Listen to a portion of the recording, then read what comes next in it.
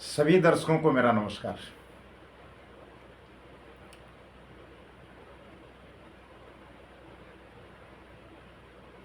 कई दिन से आपको हमारा कोई वीडियो प्राप्त नहीं हुआ। व्यस्तता के कारण हम आप तक कोई नया वीडियो नहीं भेज पाए। वर्तमान समय की जो परिस्थितियां हैं उस पर अगर हम बात करें तो शुक्र मेष राशि में अस्त हो चुके हैं, और जब शुक्रास्त हो जाता है तो जितने शुभ कार्य हैं वो वर्जित हो जाते हैं। वैदिक ज्योतिष में शुक्र ग्रह को भोग, विलासिता और ऐश्वर्य का कारक ग्रह माना जाता है, और यह 28 अप्रैल 2024 को सुबह 7:27 पर मेष राशि में अस्त हो चुके हैं। यद्यपि यह जानकारी आपको हमें पूर्व में देनी चाहिए थी, लेकिन फिर भी चूंकि शुक्रास्त का जो समय है वो काफ़ी अधिक है, तो इसलिए अगर इस बारे में आपको जानकारी समय समय पर प्राप्त होती रहेगी तो मेरी समझ से उपयुक्त रहेगा।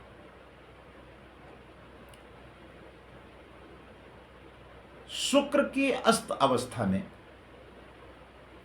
सभी राशियों के जीवन को कैसे प्रभावित करेगा,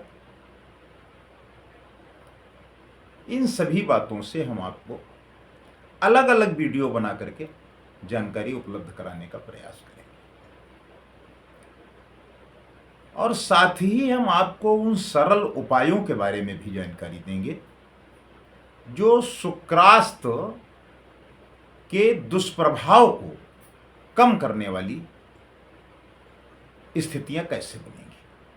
शुक्रास्त का जो नकारात्मक सृजन हमारे जीवन में होने वाला है उसको हम कैसे कम करेंगे, इस बारे में भी हम जानकारी देने का आपको प्रयास करेंगे। चूंकि शुक्रास्त के समय यह भी आपका जानना आवश्यक है,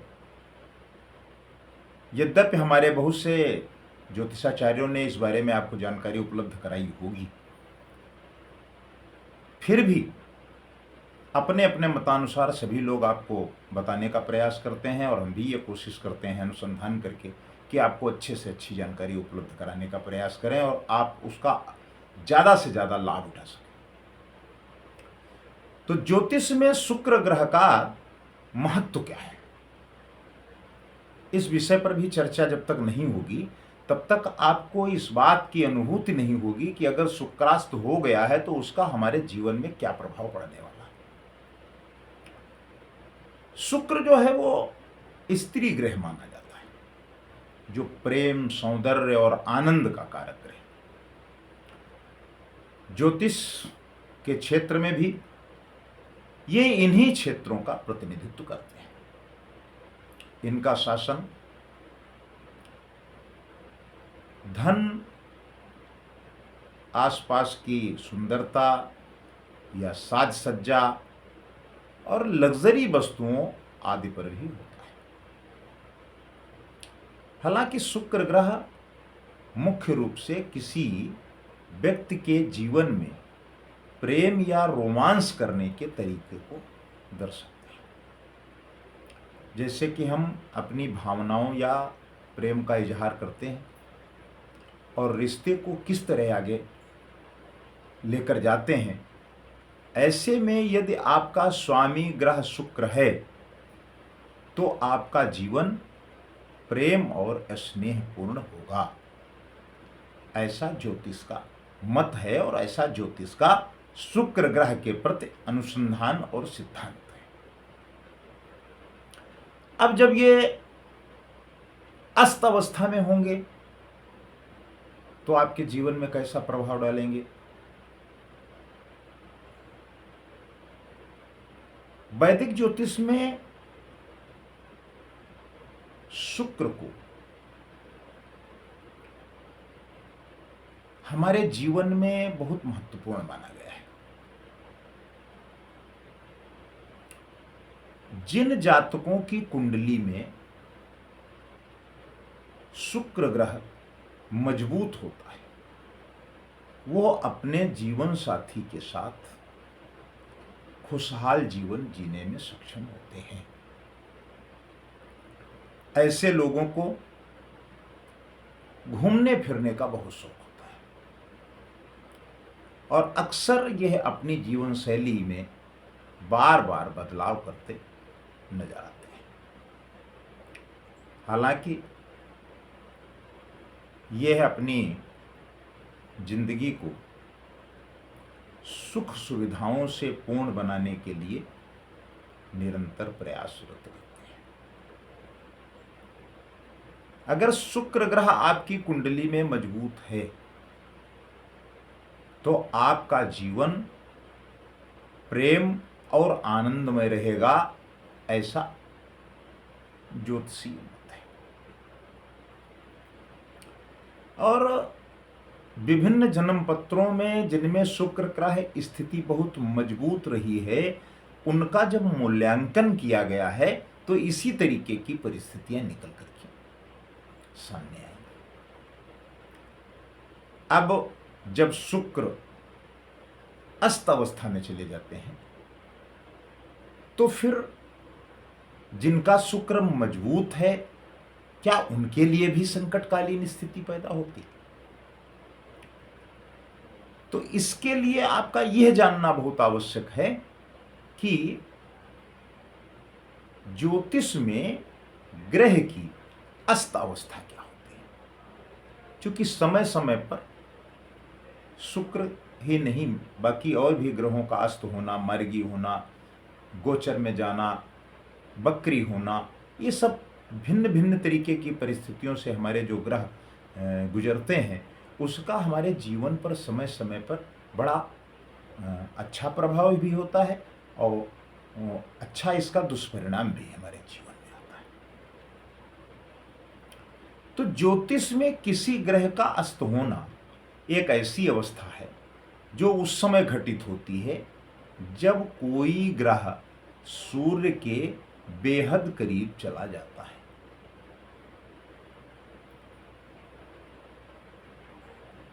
शायद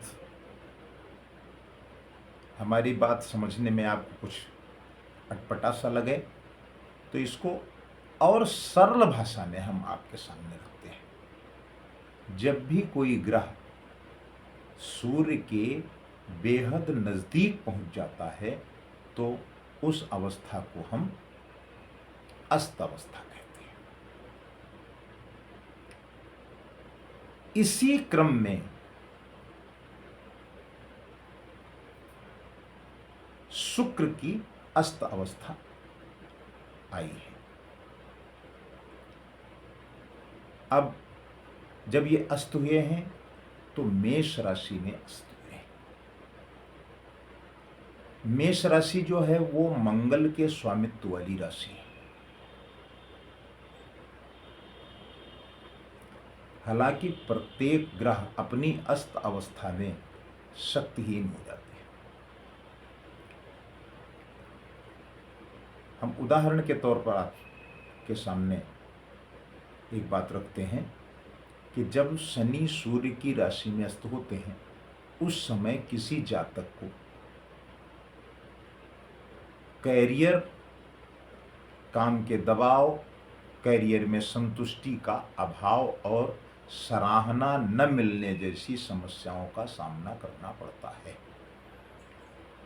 इसके अलावा जो जातक टीम लीडर के रूप में कार्यरत होते हैं, उनके मान सम्मान में कमी आती है, जबकि कुछ को इस दौरान भविष्य को लेकर डर सताने लगता है।